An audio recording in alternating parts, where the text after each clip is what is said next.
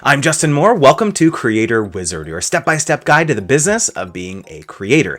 Today, we're going to be talking about brand deal negotiation tactics to ensure you're protecting yourself and making the most money possible.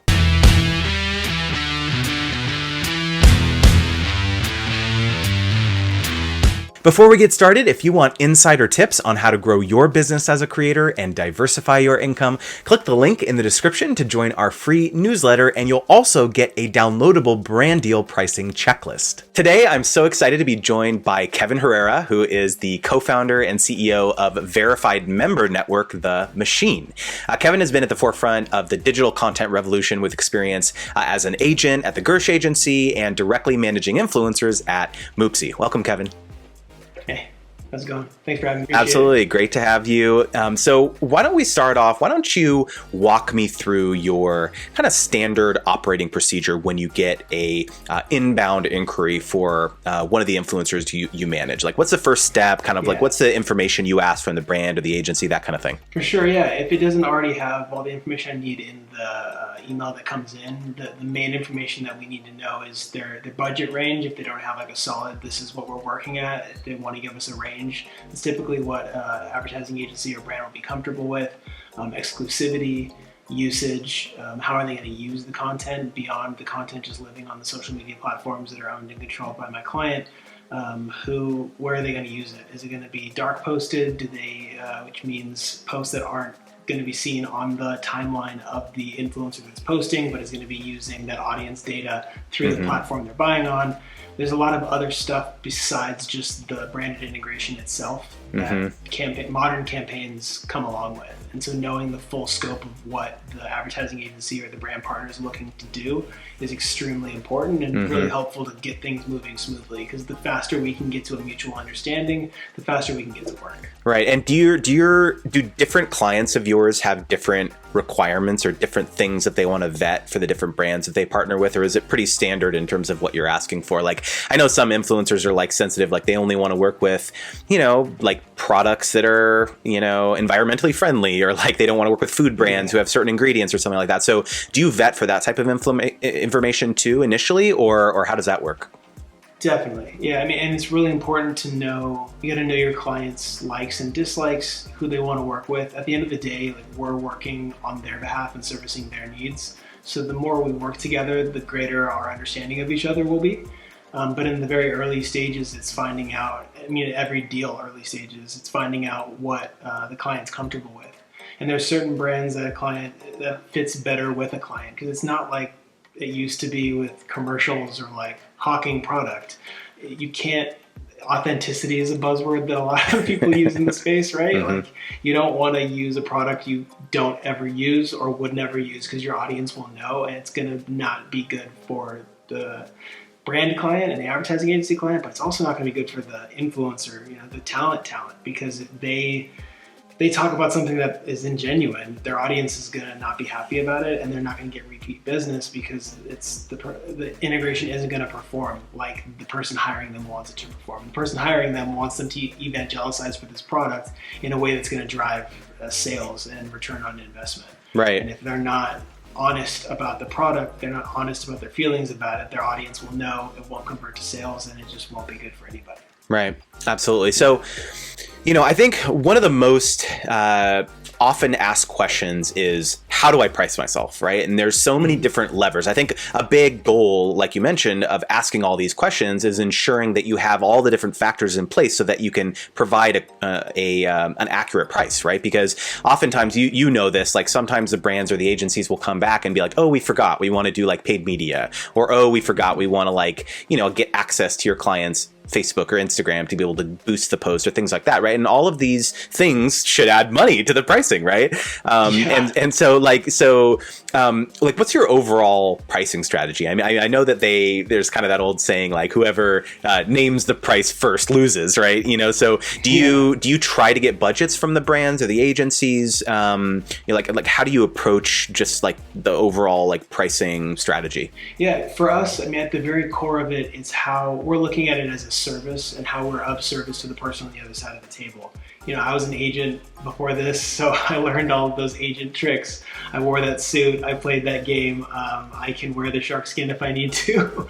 But I'm mainly trying to, and our staff and the people we work with at TheMachine, like, we try our best to find out what does the other side need and how can we get it to them.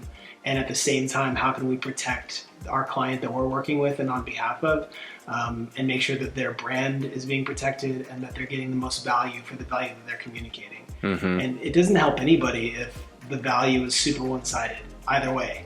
Like, if the brand ends up paying pennies when they should be paying tens of thousands of dollars, it's not good for them in the long run, because they're not going to have a happy influencer talent client. I keep doing influencer because that's the buzzword the industry uses, but these are all people that they're actually talented. They're talent. They're talent just like people, actors and directors and filmmakers. They're a different type of talent.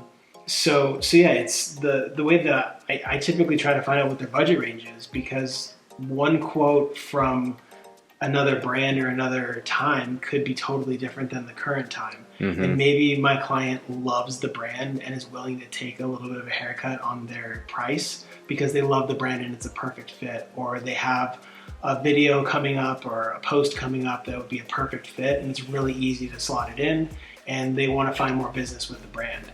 Like, for us, it's about really finding at that moment in time what is the mutual benefit for everybody involved. Does that happen? Does that happen a lot? Like, do your clients do that a lot? Like, oh my gosh, I love this brand. Like, I definitely want to work with them no matter what it takes. Like, I'll compromise. Like, whatever. Like, does that happen a lot? You'd be surprised. I mean, not a lot, but it has happened. And that's not how brands are approaching us outright, and that's not how we're approaching every branded integration. Our clients have worth and they have value in the marketplace. It's not just like their brand.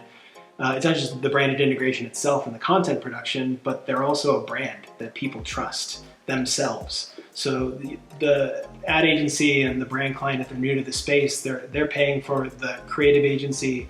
They're paying for the production, the line producer, the editor, like all in one. I'm sure you've done videos and talked about that already. But that aspect can't be forgotten. But at the end of the day, the CEO of the brand that is our client, they might have an affinity for a certain brand. And I've found times where they have come to me about a brand they love working with and want to go and work with. And so we do outbound stuff all the time, and there's the inquiries, but there's been a lot of times where we've gone to a brand and said, we have this amazing campaign idea for you because my client really loves your brand and what you guys stand for. Let's work together and let's figure something out.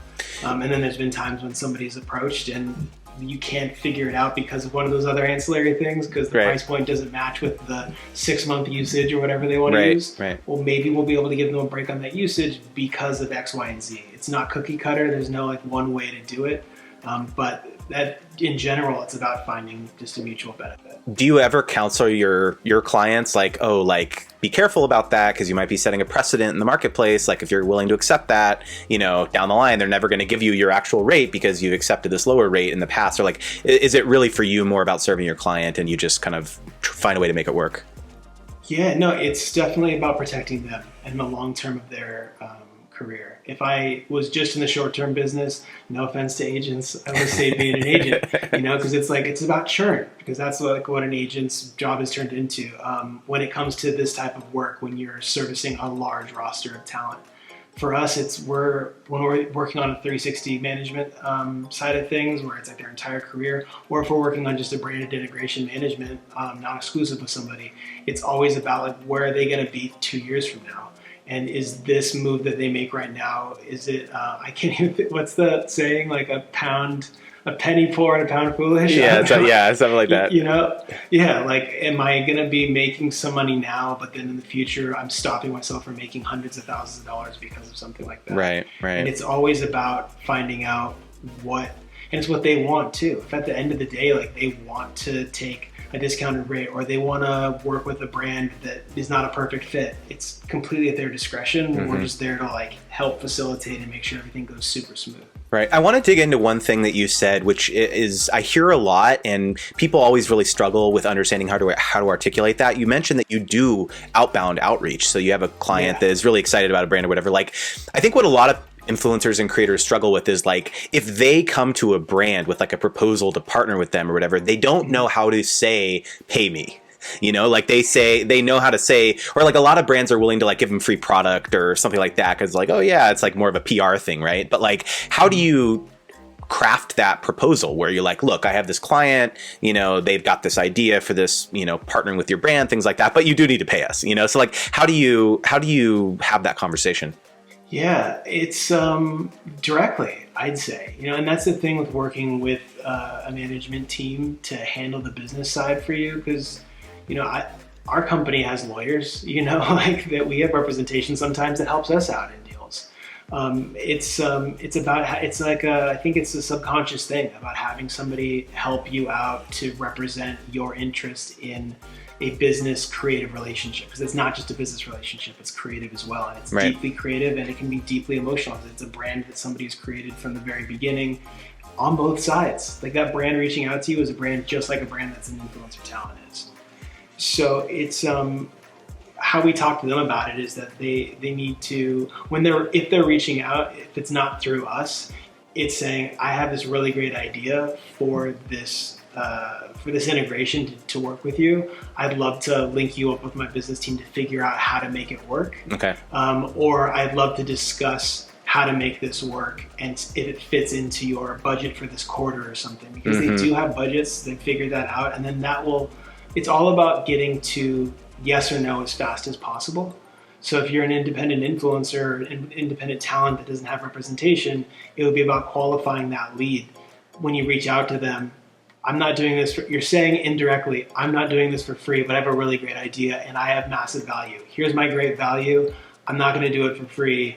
What is available? And like the nicest way to say that, but directly the way to say that is to say, here are my numbers in terms of my viewership. Here's why my brand's great. Here's a really cool idea I have, and I'd love to figure out how to make that work within your budget. And they'll come back with you with, we don't have anything, right. And there's nothing, or right. we only work for trade, or this is our policy, or something right. like that. Or they'll say, great, we're just figuring out our budget for Q3, like let's discuss. But it's always about qualifying and figuring out as fast as possible all of the information about what they want on their side. Because at the end of the day, when you're approaching them, it's about, and even when they're approaching you, it's about them. And if you can always put everything out, influencers and talent do this with their audience all the time. Like they know it's for their audience. Think of that brand and that advertiser as your audience, and how are you going to please them without having them run all over you? And that's where having representation is good, but I'm also a rep, so I'm all advice. No, that's really, really great advice though, which is just like put your frame of mind into the, like, how can you be of value to them and price yourself accordingly, right? Like I mentioned to influencers a lot, like maybe your pitch to them is you're helping them create content for their social. Maybe it's not just you're posting on your page or something, right? You've noticed that their social media sucks, or it's like infrequent or something like that, right? So you're coming to them with value, and that way you can detach your pricing from your following, perhaps, right? Because then it's like you're actually giving them something of value other than just like organic reach on your page or whatever, right? Yeah, compartmentalizing what you do, because I think as an influencer and as somebody in the digital sphere, you get used to wearing so many hats, and it's hard for you to take them apart. But a brand and an advertiser that's coming from a traditional media side of things, they see all of the hats because they're used to having to pay for all of the hats. Right. So if you could say, you're used to paying for 10 hats, I'm going to give you 11 hats, but you're going to pay for 4, they're going to do that every day. But it's about crafting that conversation and also qualifying how much they know. That's another thing to look out for, is like, is this the first time they've done branded integrations? If it is, it's like the first time someone's ever opened up Final Cut 10. They have no idea how to do anything. But eventually they're going to be great at it. But right now you got to be careful, and you have to be gentle with how you deal with them because they don't really know. Right. Do you think that there is value in getting on the phone with potential partners, kind of like to talk through the deal or the deliverables, or are you pretty comfortable doing everything via email? Yeah, it's all just text and snap. I'm just kidding. Yes. Yes. The short answer is yes. I know that, I'm in my 30s. Some of the younger kids, younger adults in talent aren't used to phone calls, but it's definitely, if you're not represented, if there's ever confusion or the back and forth in email, like you're missing something, just get on a phone call. And 9 times out of 10, it'll figure itself out through just dealing direct. It's like more human to human than like cold and on the computer, but or phone. It's typically emails first and foremost, like a back and forth there, and you can qualify very quickly if this is somebody that you want to work with, if they know what's going on in terms of influencer marketing, if they have a budget, you can figure that out via email. We save the phone calls for our talent for the creative kickoff. So once like the deal's been closed and ready to go, it's like a 15-minute phone call to get things going in sync. Those typically go really smooth. And then there might be another phone call if there's something complicated with the brief or the creative. But typically it's very straightforward and it's not too much on the phone. Deal-wise though, yes, whenever something is complicated, it works. You know, I've seen some brands, especially like for up and coming creators, want to offer like intro pricing, you know, to prove out a relationship. And then they try to promise like more lucrative deals down the line. You know, do you think that that's kind of like mostly hot air, or do you think there's any validity to that, to like trying to test out a relationship? Yeah, it's having to qualify, is this an ad agency that's been around for decades? Are they a traditional agency that's just getting into the space? Is it a digital marketing agency that just got their LLC, last month? You have to really figure out who you're working with. But those tests, if it's not a huge ask, meaning like they're not telling you to do 6 videos and social posts with it, and it's dark posting and they can use it for TV, you don't test that. You're gonna test something that's a little bit easier to do and is equivalent to the price that they're spending, because they are gonna get value out of it or they're not. And if the test is the test working with you, but you've seen through the hashtag that they've worked with hundreds of influencers, then they don't necessarily need to test working with you because you have a track record. Right. It's a little bit more research, and this is like the type of work and thinking that representatives, be it us or be it someone from our network or be it someone else, like they will do and they need to do to make your job as a creative person easier, because that's where you should be living, is in front of the keyboard if you don't have an editor yet. Right. And then eventually managing your editing team. But right. It's this type of thinking. And so it's a really smart question. It's yes, it's valuable, but you need to make sure that you're working with the right person. Right. Because if it's random name at gmail.com asking for a test, it might not be worth your time. Right. That's super interesting. Yeah. So, I've said in previous videos that I don't believe that creators should include like pricing on their rate card or their media kit, because there are just like so many different factors that go into pricing brand deals. Like, a lot of the things that we've been talking about today. Like, what are your thoughts on that in general? Because I know a lot of creators take pride in their media kit. it's like their portfolio, right? And they feel as though they need to have kind of this menu of offerings, especially when they're starting out, like in trying to, pitch themselves. But what are your thoughts on that approach? Yeah, I agree with you. I think you have to be very careful with how you put yourself into the market, because people talk and it's really easy to control C, control V things. And maybe your price ends up on a grid somewhere that ends up helping price other people. It's just, and that information eventually is going to be exchanged anyway, but it's how you message that out there. It's like, it's its own little marketing campaign for you when you deal as a creator, when you're dealing with a brand or an ad agency. For us, like we don't like to send out at TheMachine, like we don't send out rate cards when we're just asked for a blanket rate card, because like you said, what are the deliverables? What's the timeline? What's the exclusivity? There's a lot of questions that factor into your pricing, and I mean, we'll give a range, but the range typically is very broad because it needs to capture everything. It's a very nuanced conversation that it's not one-to-one. But it depends on your size too, because if you're starting out, you might be able to say, hey, I have 5,000 followers, I work at X rate, because you have one rate that you work at. But as you get larger and as you've done a number of campaigns and time has gone on, there's so many more factors to it all. But that's strong advice. Yeah. I wouldn't just throw it out there. It's also changing constantly, because there's there's a demand supply thing Yeah. that happens. Yeah, very true, very true. So what types of things do you look for in contracts for your clients, right? So it's obviously first and foremost is that the contract aligns with the deal points that you agreed to verbally or over email or whatever, right? But do you have like a lawyer that reviews everything, or do you feel like you've seen enough contracts to know what to look out for, or how do you think about that? Yeah, for sure. We have in-house BA at TheMachine. That's part of the fee, part of our commission. So we'll have, if the client doesn't have a lawyer, we have lawyers that will review the material. I was pre-law, but I'm not a fully barred lawyer. I was an agent, so I've seen a bunch of agreements. But I will never, even with a lot of experience, I never say like I know enough at all. Like they have to have. You need to have. If you don't have any kind of representation, the very least you should have is a lawyer, and they'll work hourly or they'll work contingency, which is like a percentage basis, just like a representative works. Because it's so important. And find one if you can that's in the space, that gets it, that has seen 10 times the amount of deals that we've seen, even, because that's all they do all day long is right. deals, because they will know, oh yeah, I've worked with that ad agency, this is what happened, this is what you can get to. They'll also help you cut down that time of getting through to what the other side wants, because they might have worked with them in the past, or what's industry standard and what's not.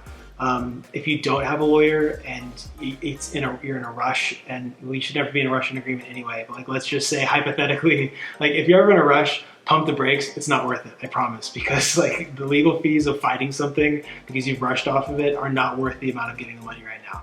But if for hypothetically, what do you do if the deal size isn't big enough to justify paying a lawyer for? I mean, that's just a question I get a lot from smaller creators, right? Like maybe the deal is a couple $100 or a couple $1,000 or something, right? And it's like that's like a big factor in their mind of like they try to just do it themselves. Like, what are your thoughts on how to navigate that? Because I mean, there's a ton of influencers out there who are doing deals in that price range, and a lot of them just don't have the ability to consult legal counsel.